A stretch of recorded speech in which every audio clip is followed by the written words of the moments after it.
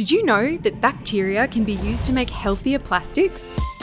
Welcome to Project Vibrant, a team of scientists who are literally growing the bioplastic industry, one microbe at a time.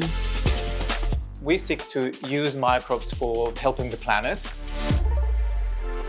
The project we're about to start basically focuses on converting sugarcane waste into bioplastics. In order to do so, we work with the fastest growing organism on the planet called Vibrio natriegens, a tiny little marine bacterium that can extremely quickly convert the sugars we can derive from sugarcane into bioplastics. We're consuming 400 million tons of plastics every year. Most of that ends up basically in the environment. And what we seek to do is to replace those extremely long-lived plastics with something that breaks down naturally in the environment and that is also naturally produced by microbes. Many of the things we're using here every day, all the plastics that are all around us, they're made from oil and gas. Those plastics that break down into microplastics and nanoplastics, they can be taken up by animals and humans, and that has negative health impacts for living beings, basically. The microbes we're using, they need to live somewhere when we're not working with them, and they do so in a minus 80-degree freezer. If you come in closer, you will see here that in these racks, we have tiny little tubes, and within these tubes we have frozen stocks of bacterial colonies. So-called bioplastics, they basically have similar properties to some of the plastics we're interested in terms of stability, rigidity, and flexibility, and they can replace many of the products we're currently using traditional plastics for. It's really useful for us to be able to break down waste of all kinds to ensure we can form useful products out of them and also to manage some of the pollution crises we have happening around the world. One of the key components that we use in this process are enzymes. I'm in the process of getting them to be produced by my bacteria at the moment, and I will grab them out now. So at the moment in here, I have got a liquid that our bacteria grow in.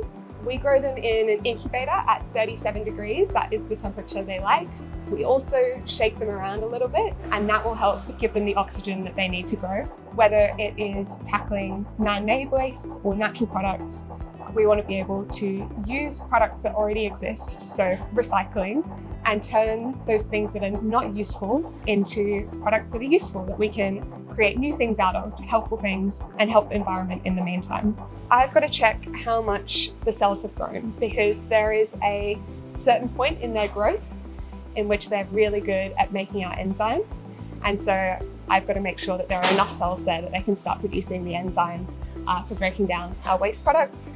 Sometimes each flask will grow a little bit faster than the other ones. Some of the bacteria, just depending on any number of factors, whether it is the bacteria themselves, the type of bacteria, sometimes the phase of the moon, honestly, we will see what we get. Great, so in that flask, the density of the cells has reached 0.535, which is exactly sort of where I want it to be. So they will be good to go. My very messy lab notebook. My role in the Vibrant project is to train VNet, and the way I do this is I use synthetic biology, which is a tool that a lot of people think will cause the zombie apocalypse in the future. But what actually happens is we try to take away as much waste as possible and then redirect it to create biodegradable plastic. In this case, we have a little sample here, and I'm just looking at one of the bacteria that I've already trained and stained it with a stain that can only look at the bioplastic in the bacteria. And then when we shine light on it, the blue light, we can already start seeing that the bacteria glows up. So these green little dots are little bacteria that has bioplastic inside of them. I firstly came from Jakarta in Indonesia, which is one of the most populated cities in the world and also one of the most polluted cities. Being able to transform something that people generally consider as useless into something very valuable that is able to replace the single-use plastics in the future, I think is a really good idea.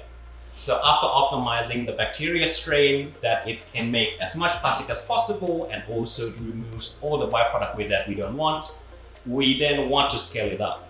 And at the moment, what we are able to achieve about 5 grams of plastic, which is about a tiny pellet.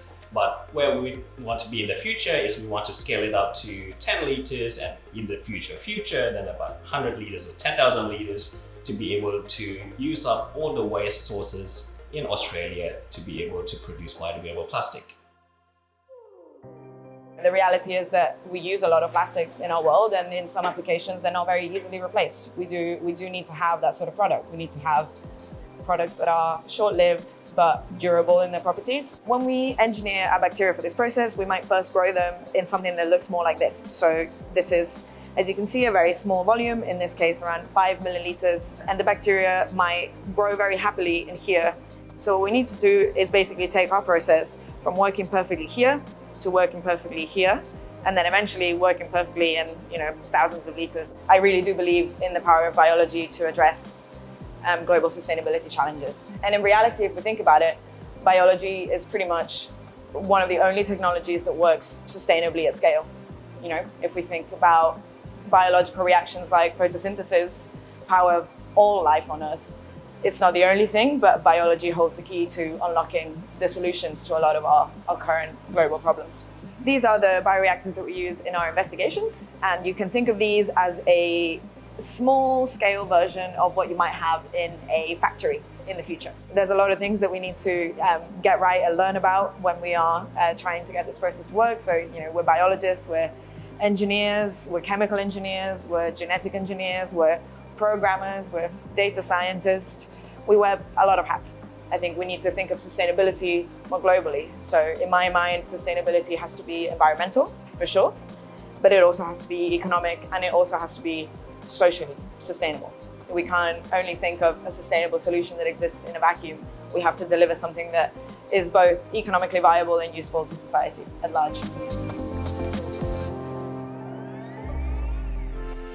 The plastic problem won't be solved overnight, but with innovation, collaboration, and a little microbial magic, we're making some real progress.